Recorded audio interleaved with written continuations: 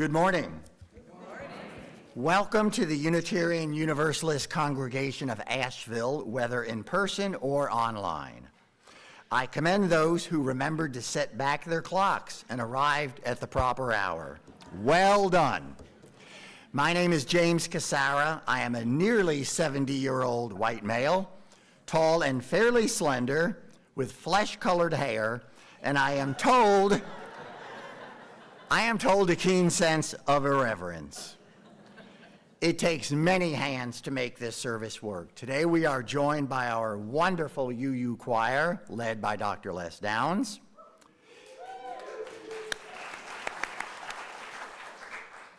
A thank you to those folks who welcomed you at the door with a smile, to the ushers, to the ever-present Simon Jacobs, to those who make coffee and clean up afterwards, and to everyone who does their part.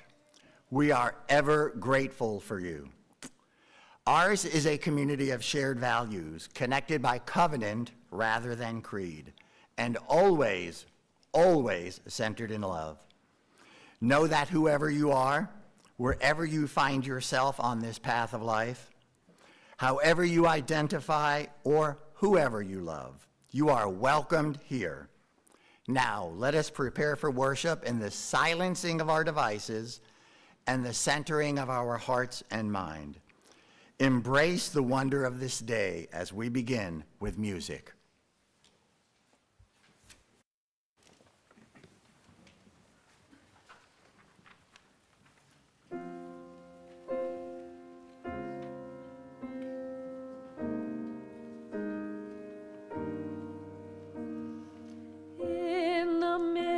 Of pain, I choose love. In the midst of pain, I choose love.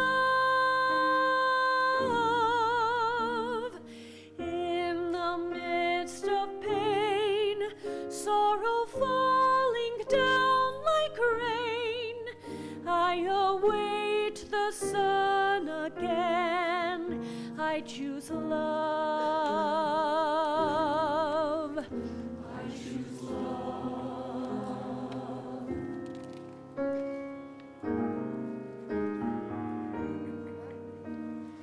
In the midst of war, I choose peace. In the midst of war, I choose peace.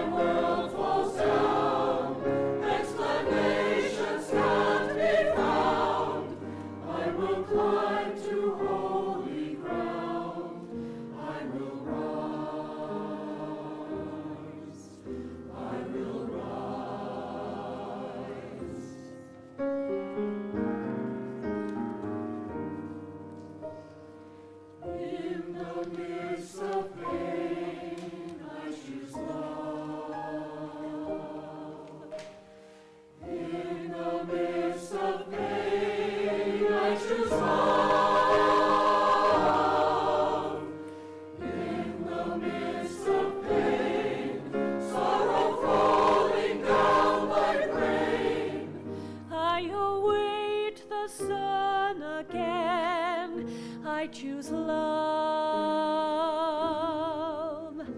I choose love.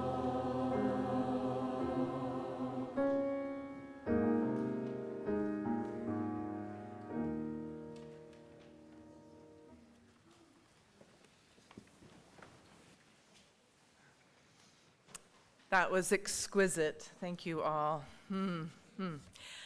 Good morning. I am Reverend Audette. I am the lead minister here at UU Asheville. If you are sitting somewhere and you have a little bit of room next to you, A, could you scooch closer to your neighbor? B, could you raise your hand because we're still trying to seat people. There's some spots here. There's some spots on the front row right here. There's some spots right there. Spots up there. That's how we do it. We get cozy together, right? So I want to invite Zaylee to join me on the chancel this morning to light our chalice. Zaylee's coming. Our chalice lighting words, I feel they're doubly special because they were added just this year to Worship Web, if you don't know this source, on my birthday. But more importantly, they were written by our own member and UU seminarian. Here we go, sweetie. You'll have to wait and see who it is. Oops. Go ahead. Read it from here. Yes. There you go. Cooperation, right? Teamwork makes the dream work. Thank you, Zaylee. Yeah, sometimes these candles don't want to cooperate with us. You did a great job. So it was written by our member and UU seminarian, Sean Gibson. So these words were written by Sean. We light our chalice in a spirit of transformation. Nothing stays the same. Everything moving, shifting, changing. May this light guide us to a wild and holy vision of our shared humanity. Now I want to invite you to sing with us. We're going to sing hymn number 1017, Building a New Way. It's in your teal hymnals. If you feel like you need to hold a hymnal that's been held by many, many hands, remember that, clean your hands. And it's up here if you'd prefer just to sing along. Please rise as you're willing and able to do so.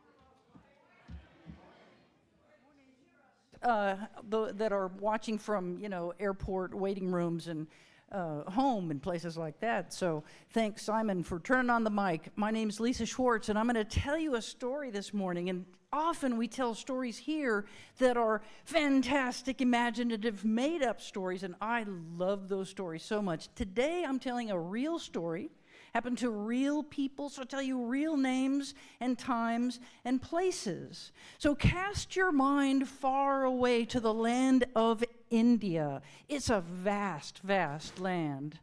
And you have to cast your mind back 150 years ago. Now, by 150 years ago, India had been ruled for a long time by the British. And so we think of India as a Hindu country, but there's quite a bit of religious diversity there, including the religions that were brought by evangelists and missionaries to India. So the British went to the Khasi Hills region in the northeast of India, and they brought churches, and they also brought schools. And one of their best students, one of the smartest guys they'd ever seen in school, was Hajam Kishore Singh. Now, when you go to school and your teachers say, hey, study this, read this book, you probably do that, right? Hajam did that. And he also read other books, too. He went any place he could find books, and he read everything in languages he could understand, and his mind expanded. So when Hajam Kishore Singh was graduating, he went to his teachers and he said, thank you, teachers, for bringing me this education. It's expanded my mind. It's filled my heart. I just have, as I'm leaving, a couple of questions for you. You have liberated me by this idea of a God that is so big and so vast. It loves us more than anything.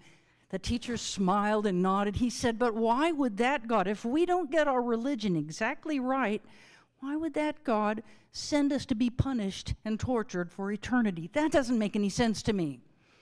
They frowned a little bit at this, and before they could answer, he said, you've taught me a lot about arithmetic and mathematics, and I love mathematics, and so another question I have about this God is this idea that God is 3 and yet 1. Why not 4 and yet 6? My goodness, what kind of strangeness that is, because he said, in my heart I know that whatever people conceive of as that creative force that is God, it's so big it can encompass all the different religions, and I believe that that force is just one. Well, his teachers were outraged. You ever outrage a teacher? His teacher said, Hajam, you're a Unitarian. And he said, thank you. You mean there's a word for this thing that I believe in my heart? And that means maybe there are other people who believe as I do. And by the way, do you happen to have an address for them? Well, as it turned out, there was a Unitarian, an American Unitarian evangelist who lived in Kolkata. I grew up calling it Calcutta, but we know that it's Kolkata. Charles Dahl was an American Unitarian. He went to college with Henry David Thoreau. He was in Harvard Divinity School when Emerson gave that famous speech, the Divinity School Address. And so when he was ordained to the Unitarian ministry, he was ordained specifically as a Unitarian evangelist. That's someone who tells this amazing story. Charles Dahl thought telling stories is great, right? But what really convinces people about your story is showing them how you live. So he worked with poor people in Boston and in Baltimore and in St. Louis and helped them by educating them, helped them think outside the box, helped them rise out of poverty. And when Charles Dahl heard that the American Unitarian Association wanted someone to go to India to work with poor people, he was all in. So Charles Dahl was in Kolkata when Hajam said, do you know how I should contact these Unitarians? And the story is that these two men never met, but they began to write letters to each other, and Charles Dahl was so excited to share his ideas and share his books and pamphlets, everything he could. He had learned several Indian languages, including Sanskrit, so that he could read the Bhagavad Gita in its original. And remember, this is 150 years ago. He was so interested. And Hajam Kishore Singh was like, wow, it's mind-blowing to think that there are people, and they're all around the world, who also share the story. And he said, I cannot do anything but tell all my people, all my tribesmen and women about this liberating, amazing story. And you know, we just sang that from the seed, love grows. Isn't that amazing what can come out of such a small thing? When Charles Dahl was buried in Kolkata, his headstone, and I'm paraphrasing, says, his earthly remains may lie here, but his ideas have spread all over the place. I don't know where Hajom was buried, but I believe that's the case, because in the Khasi Hills there are today 35 Unitarian Universalist churches serving 10,000 Indians in the Khasi Hills. Their largest church is bigger than this church. There are farmers, indigenous people who've lived there for countless generations, but they heard that little seed that started in love and liberation, and they continue to share the story today. I hope we do too. Thanks.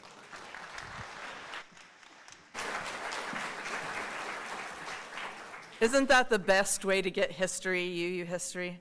So we're going to sing the kiddos out to their classes now, their faith formation classes. If you're new here today or you're here with a new adult, they should probably go with you to find where to pick you up when you're in your faith formation classes, and we're going to sing to you as you head out today.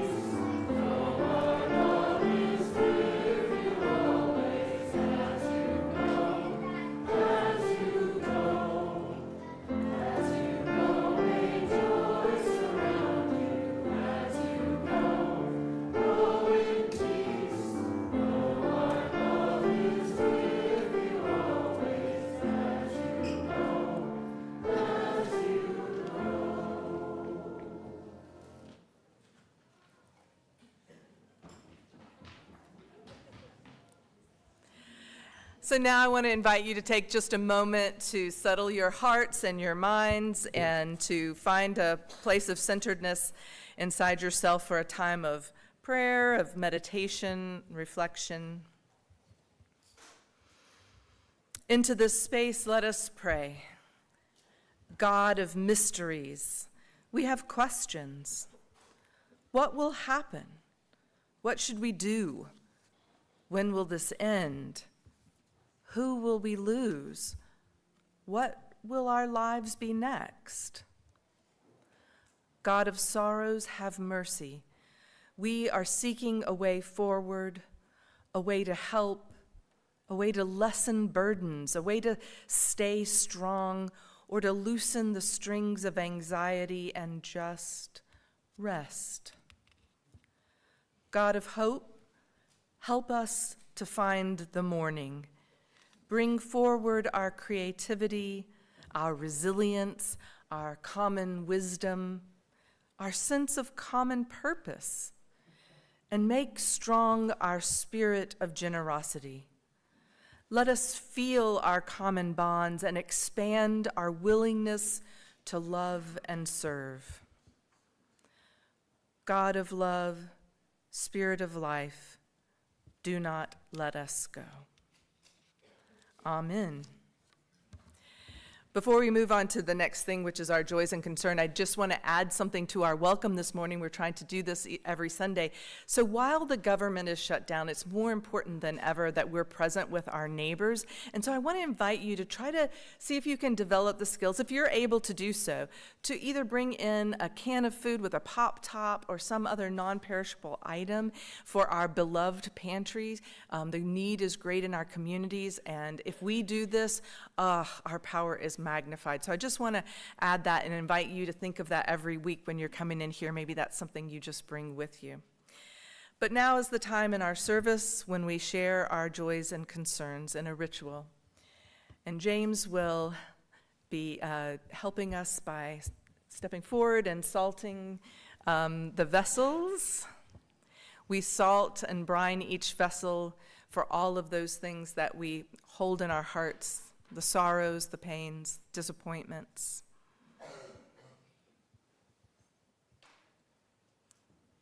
Yeah, both of them, if you will.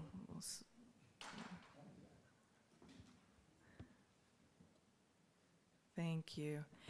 And then, for the joys, the gratitude, the celebration that we hold, the beauty of life, we sprinkle these flower petals because life holds all of these things. And so now we're going to invite you to eat. There's two sides of the congregation. Folks on this side will come line up right here to come down. You can place a rock in the bowl for your joy or concern. Remember, you don't have to leave a lot of space between you. You can keep coming together. You'll just go right back up the middle. Keep an eye out. This side is coming down this way. The rocks are here. You just go to this bowl. As you're going back to your seat, if you're in a line, don't feel shy to say, oh, excuse me, if you need to scooch by them. Otherwise, we kind of get trapped. So do just navigate past your neighbor. Even when it's a little messy, it's a beautiful ritual. And so now we will share our joys and concerns in community.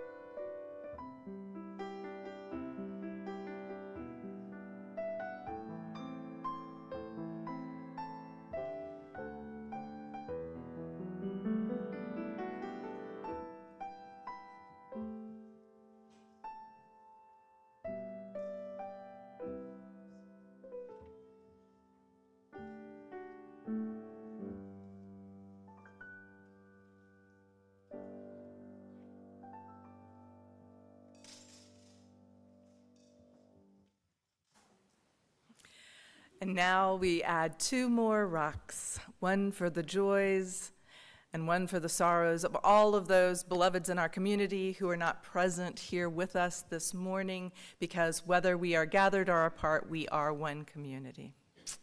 Thank you.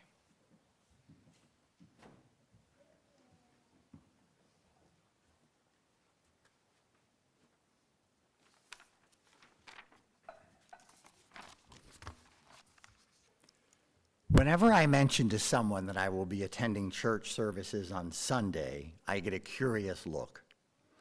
Most people don't think of me as a church goer, nor do they see me as particularly religious, because I'm not. If asked, I do proudly say that I'm a member of UUCA, but when pressed for details, I admit I tend to stumble around a bit. Are we a church? Well, sort of. Are you a congregation? Well, kinda. Are we Christian? Well, I'm not, at least not in the traditional sense, but I can't speak for others. So what do UUs believe? It's a bit all over the map, but while we differ in specifics, our core values remain rooted in love, respect, and an understanding that we all share this journey and we are dependent on one another. So here's my mantra in a nutshell. I don't believe in an afterlife. This one existence is the best shot we have.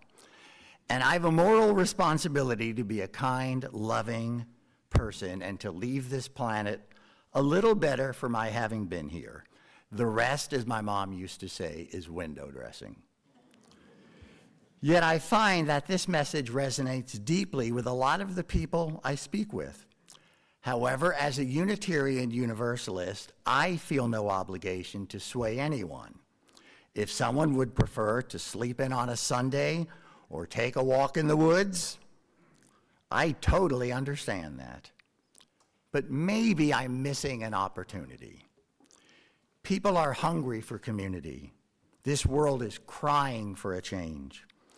There is a torch waiting to be ignited, and UU can be that spark. It might just be the time for us to shout it from the rooftops and no longer be the best kept secret in town.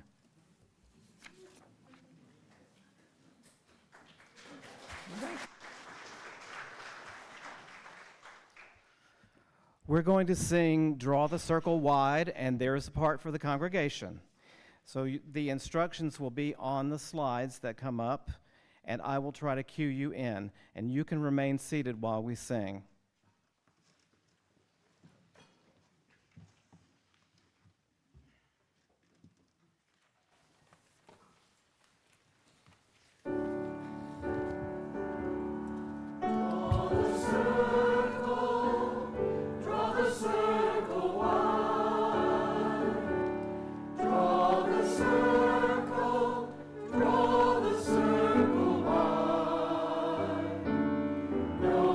Stand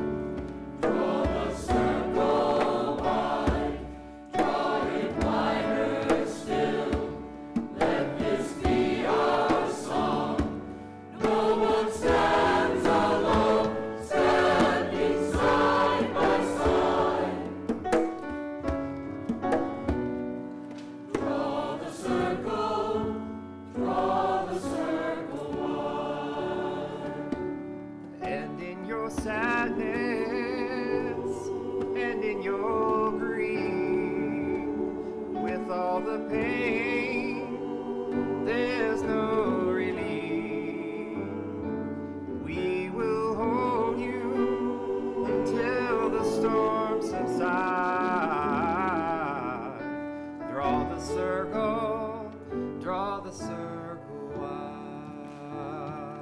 Draw the circle wide, draw it wider still. Let this be our song. No one stands alone, standing side by side. Standing side by side.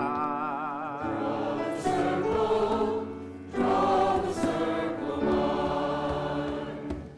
Draw the circle wide, draw it wider still. Let this be our song. No one stands alone, standing side by side. Standing side by side. Draw the circle, draw the circle wide.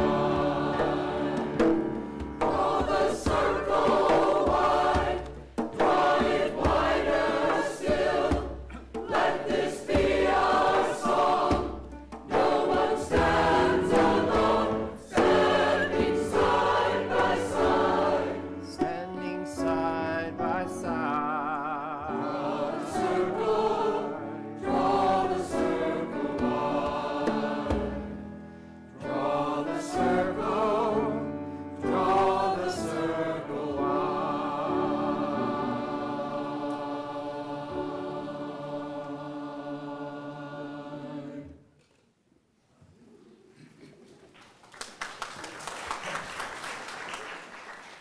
So if later you can't remember this sermon, that was it. So, shortcut for you. Please don't leave. That would be rude. I'm going to start this morning with a combination story article that came from a UU minister and someone who also served as a former district executive back in the days. Some of you might remember when we used to have districts, which we don't anymore. This is the Reverend John Morgan who told this story. A few weeks ago, I happened to use evangelism in a sermon.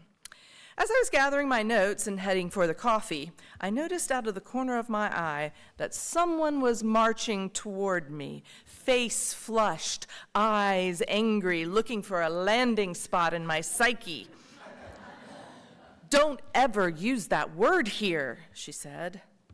"What word?" I said innocently, already knowing from past experiences what she was going to say. "Evangelism!" She drew back as if the word itself had caught in her throat. I think it had. "Don't use it again. We have newcomers here today." I wanted to ask how the newcomers had learned of the church, if not from someone's evangelism, but I held my tongue. One learns in ministry that certain words trigger certain responses in our churches at certain times in history. What a shame, and what a loss for us. It's another case of a good word that we have given over to those who heap abuse on it. The born-again televangelists who, in the name of a wandering poor son of man, raise funds to hire fundraiser to raise more funds. He said, "I will not keep quiet. I am an evangelist. Without it, our spiritual movement suffers a great loss of power." And aside, pay attention now, right, like Jesus, power and passion.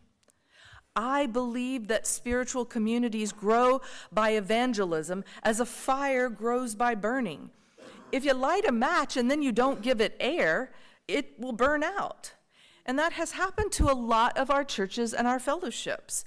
I was asked as a theological student some years ago to take a look at 315 of our churches and fellowships that had died between 1961 and 1983. 315. Again and again, in the records of these groups, I found a familiar refrain: inwardness, focusing on internal questions while neglecting a wider mission, with consequent loss of heart and mission. In short, he concludes, I found no evangelism. Now, I, Audette, have great confidence that those of us gathered here in this room are more than equal to the task of hearing and then reframing for ourselves language that has power.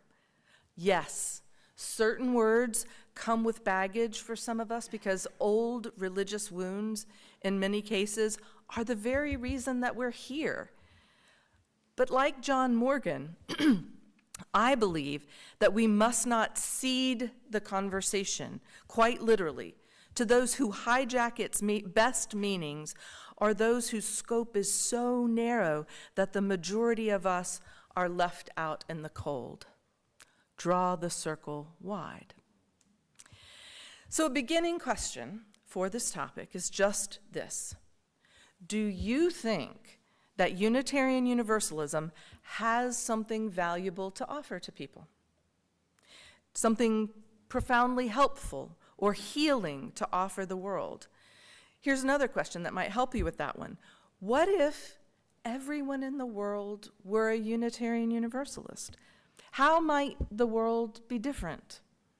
If everyone covenanted to learn from one another in a free and responsible search for truth and meaning, if everyone everywhere worked to create diverse, multicultural, beloved communities where all thrive, if everyone supported the use of inclusive democratic processes to make decisions, not because somebody forced it on them, but because the ideas were so profound and so persuasive, and because the people who embodied them were willing to share, and in their very bodies and through their very every act, they made a powerful show of what it is like to live ethically and intellectually and spiritually free.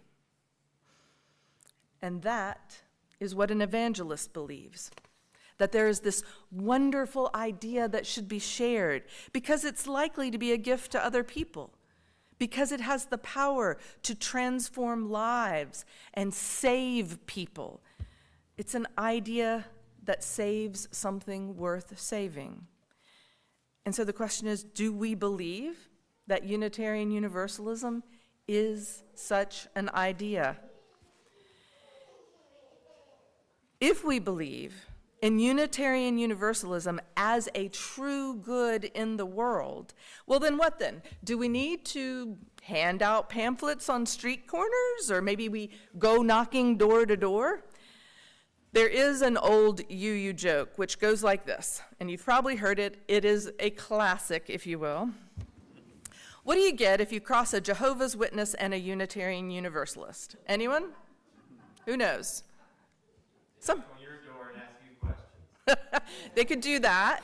Or it is someone who comes and knocks on your door for no apparent reason. And the truth is, a real UU is someone who will, first of all, show up. And exactly what makes the joke funny is what makes it significant. She will not have an agenda for you.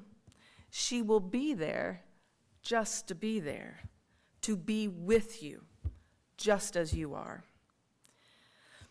So, if we're not going to take our message door to door or to airport lounges, does this mean that we can't evangelize? Obviously not. Sharing our good news, the good news of our faith, is much more effectively done if it's done in two important ways. The first is one that's already been mentioned. We have to be the message. We have to live our faith, be open-minded, be respectful, as James was saying, of other people's ideas, their inherent worth and dignity. We have to strive for justice, live our free and responsible search for truth and meaning. Because whether we mean to or not, we are the messengers of our faith. Who we are and what we do tells the world what Unitarian Universalists are like. That's a reality. But then, of course, we might be living incognito. And here enters the second piece. We must grow comfortable talking about our faith, about our church, about our spiritual community. You know, in that same piece, John Morgan makes an excellent point. It was one that I hadn't really considered until he mentioned it, but I really agree with it. He says, sometimes I suspect the reason we don't share our faith is that we're a little embarrassed about how little we know of our own history, much less our own values. And I think he's right. I mean, how many of you could have delivered Lisa's story today to somebody, right? That's important history. It's real. It's our own. We have a long and remarkable religious history. It goes back to the Council of Nicaea, right? We are not a new faith. We have a strong and exciting current movement, especially here at UU Asheville. Look at this room, right? But it may be that ignorance about our history or the broader UU movement, maybe it makes us hesitant. We're worried that somebody's going to ask us a question we can't answer. Here's a secret. You don't have to have all the answers, right? You can simply say, come and see, right? And tell them what you do know. But if you want to know more, it's easy to remedy. We have lots of books. There are classes that we lead. I mean, Reverend Claudia right now is finishing up Haunting Church, right, to help us explore our religious past. My This I Believe monthly classes just began in October. Next one is easy to join by Zoom, Wednesday, November 19th, third Wednesday, 5:30 p.m. So easy. It'll help you explore Unitarian Universalism and what you believe. Now, another thing could be at work in all of this. I mean, we humans are tribal. Is part of what holds us back, because now that we have found it, we want it to stay just like it is, right? Same faces, familiar faces to us, same size, what's comfortable and familiar. Or maybe we think, listen, I did the work, I figured it out, I found this place, other people can figure it out too. I don't know about that. We are not a charming, tiny, local restaurant that we don't want tourists to find and overrun. We are not a strange group of people with odd beliefs and awkward additions to conversations. We're not a pristine wilderness best cared for by reducing traffic to and from. We are a brilliant burst of hope on a scary landscape, and by God, yep, another scary word, let's just do them all this morning. By God, we should shout it from the rooftops. He said that. We didn't put that together, by the way. Or at least we should chat about it with friends and coworkers, or find ways to comfortably discuss what we have found here with our family, or maybe with strangers who invite us to their churches, or with seatmates on airplanes when they bring the subject up, right? And it can be really helpful, in case you wonder, to develop a "what is Unitarian Universalism" elevator speech, something that you can explain in the time it takes for an elevator to descend 6 floors. I don't know how they came up with the 6 floors, but that's the rule, 6 floors. And if you can hit the highlights in that amount of time, roughly speaking, which isn't very long, then you know what you believe, right? So I'm going to share this morning a very few, very short elevator speeches. They come from Unitarian Universalists all over the country. So Jill McMullen at North Shore Unitarian Church in Deerfield, Illinois said, "Unitarian Universalists search for the universal, person by person, path by path."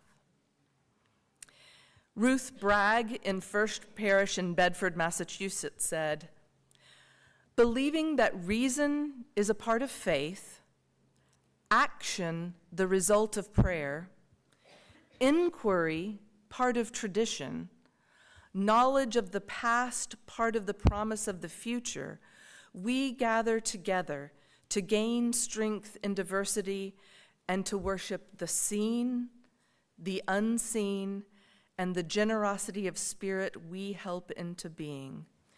And we laugh a lot." And Leela Ibrahim, who, by the way, after this became a worship leader in our movement, she was at First Unitarian Church in Oakland, California, wrote, and you may be familiar, you may have heard these before, It is a blessing each of us was born. It matters what we do with our lives. What each of us knows about God is a piece of the truth. We don't have to do it alone. All of this comes back to a few simple points. First, the way you live your Unitarian Universalist faith matters. So explore it. Understand what you believe. Be able to say it. Maybe you take some faith formation classes, or you talk to other people, and you figure out your "this I believe" or "what is UUism" elevator speech. Sit in silence. Read books that help you grow. Talk to your minister. We cannot share what we do not ourselves understand.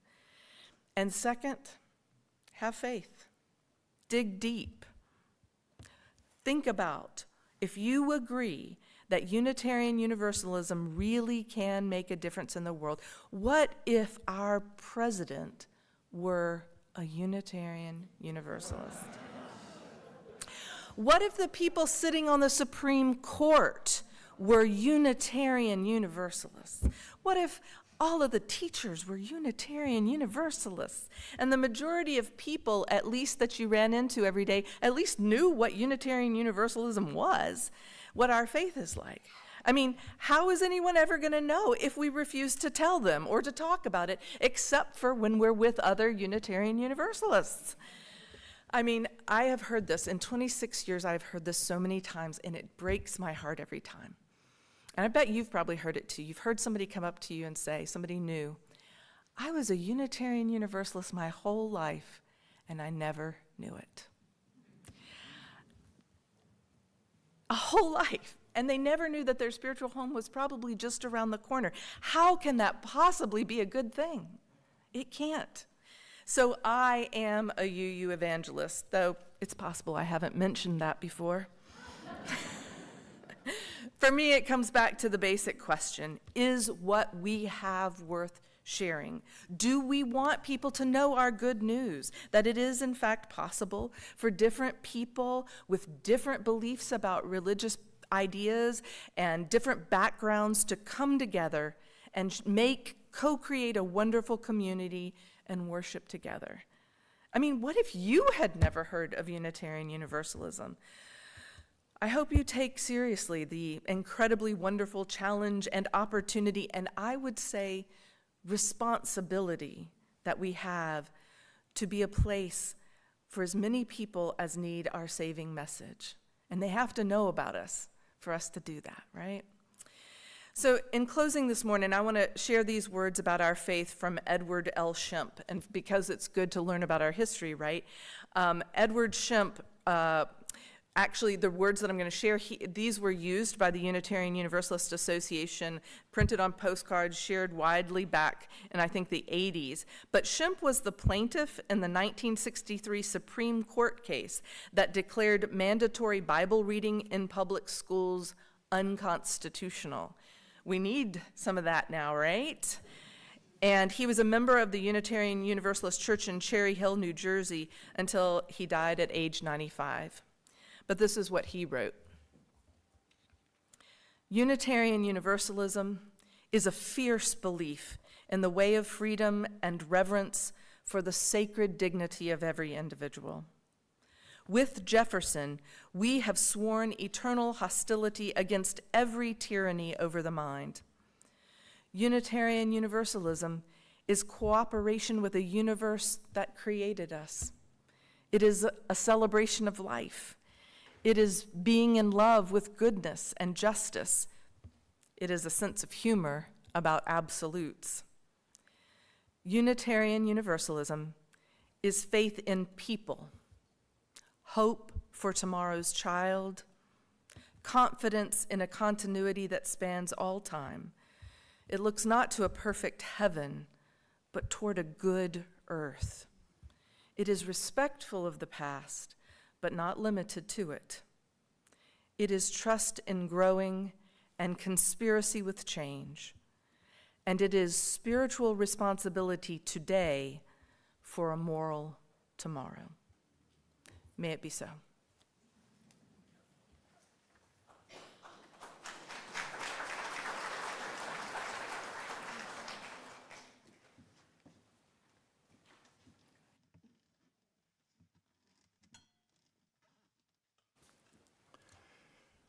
Our next hymn is 1018. It is in the teal book. The words will be up here. If you would please rise in body or spirit and join us.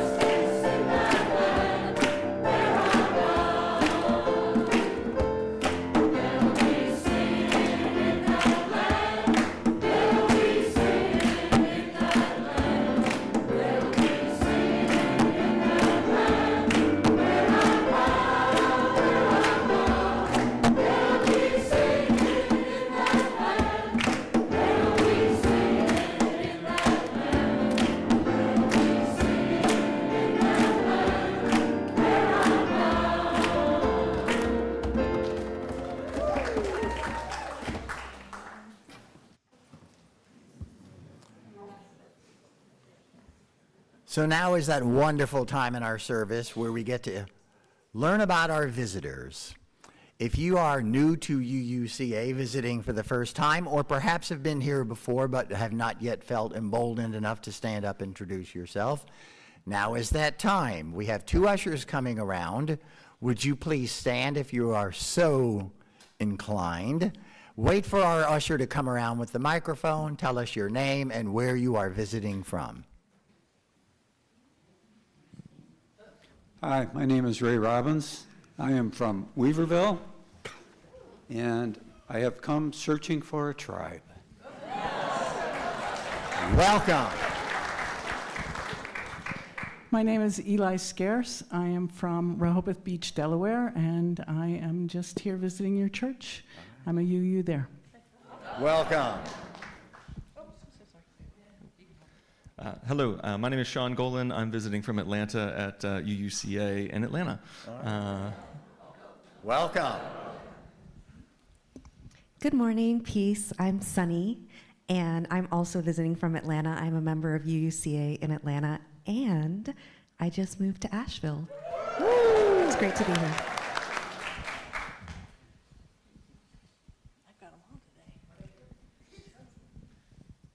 Hi, I'm Perrin. I'm visiting from Barnardsville, and I used to go to the UU church a lot when I was a kid, so I decided to come back and check it out. All right. Welcome back. Hi, I'm Lorraine, and I'm visiting here with my sister Wilma, who is a UU Asheville all the way person. And I'm here with my daughter Emily and her husband Mike, and we're here for a visit, and we love to come here. Welcome.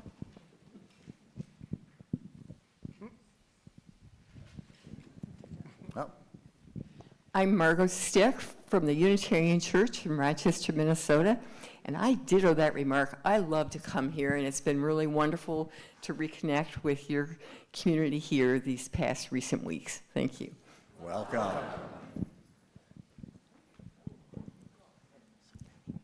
I'm Michael, and this is Karen. We are from upstate South Carolina and attend the UU in Clemson and formerly in Charlotte. And we're on the wait list at Givens, so we wanted to check out what may be our UU home here. So. Welcome.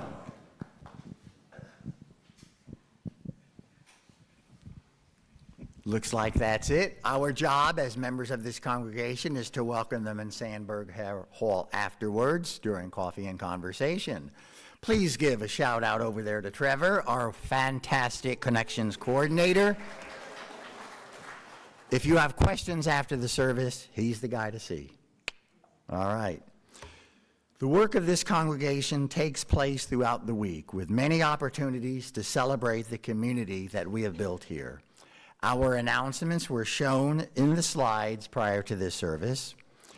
If you missed them, they can be found in our weekly e-newsletter, which comes out every Thursday with a wealth of information found therein. If you'd like to receive the newsletter and you're not currently doing so, you can email us at information@uuasheville.org or see one of the ushers or myself after the service. I believe that we now have a special guest visiting us. Joe, come on down.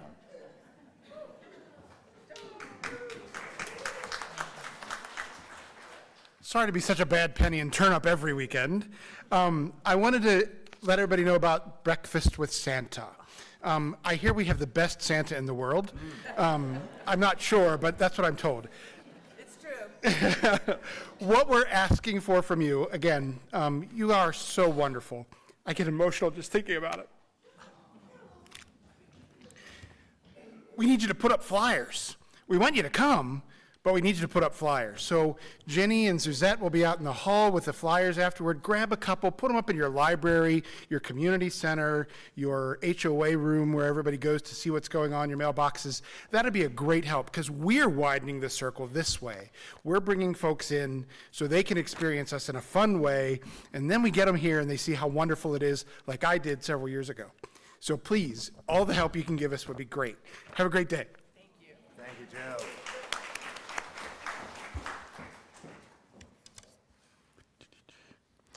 Our community plate for this month is the Veterans Healing Farm located in Mills River.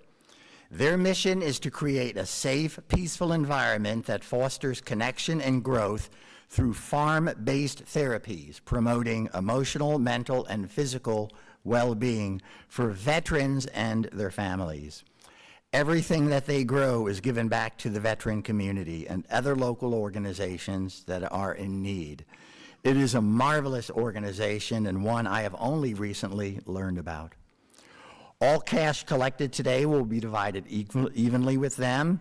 If you would like to give additionally to the work they do, just make a note on the check that you write or on the envelope in which you place your cash. You can also visit their website at veteranshealingfarm.org.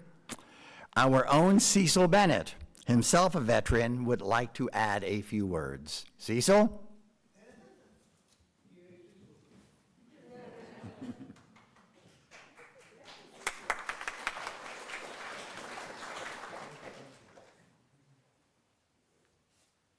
I just recently found out also about Veterans Farm, but I am a veteran. I've served 21 years in the Navy submarine service, so I have a lot to go.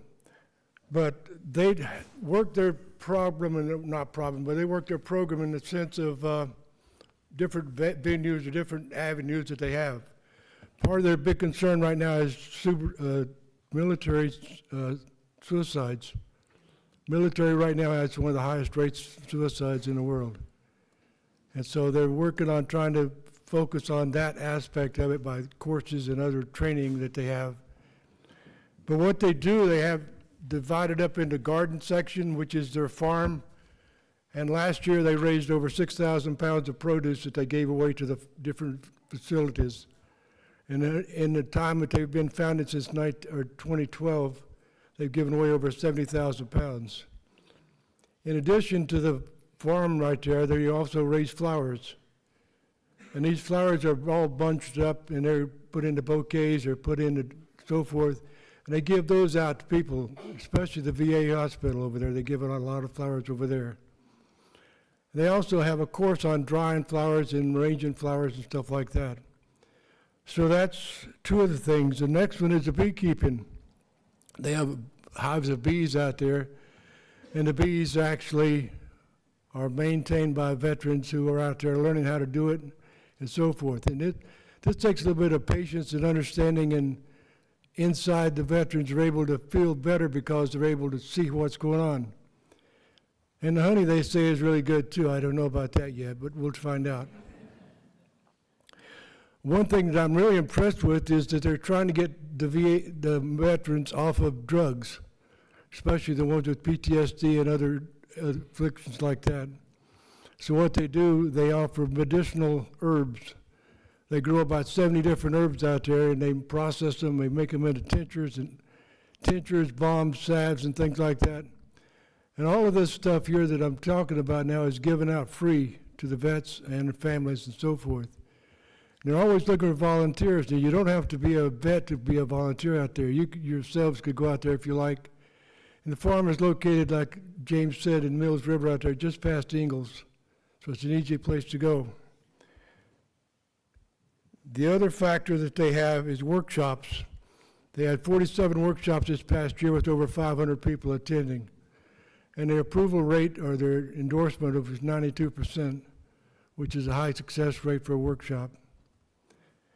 So some of the workshops that they do, and I'm going to read this to you. They do equine, canine, art, music, neurofeedback, or therapeutic experiences like blacksmithing, canning, herbal medicine, mushroom growing, jam making, and many, many more. They also offer life-saving suicide prevention classes open to everyone in Western North Carolina.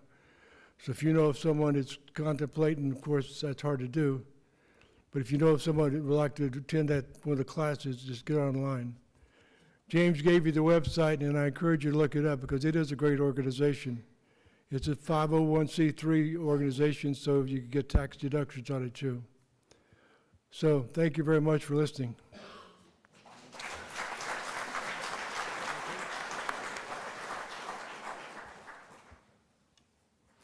This congregation is supported by the donations and pledges made by you. Your continued support of the work we do and the gift of your time, energies, and financial resources is what makes this happen. The offering will now be taken.